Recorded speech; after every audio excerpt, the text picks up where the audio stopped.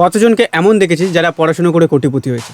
এখন সুন্দর পিচাইয়ের নাম নিবি না, ওরকম 1-2% থাকে, এক্সেপশন আর অলওয়েজ দেয়ার। আর যে ছেলেটা টপার, যে ফার্স্ট আসে, যে প্রতিটা সাবজেক্টে ভালো মার্কস পায়, 90%-ও বেশি চান্স আছে যে সে ফিউচারে জবই করবে। আর যে ছেলেটা অ্যাভারেজ স্টুডেন্ট, বলা যায় না সে ভাই ভবিষ্যতে টাটা হবে, বিড়লা হবে না আম্বানি হবে। কেন হবে?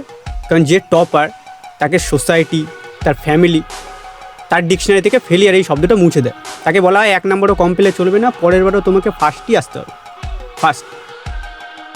আর এরকমই কন্ডিশন তার ছোটোবেলা থেকে হয়ে যায়।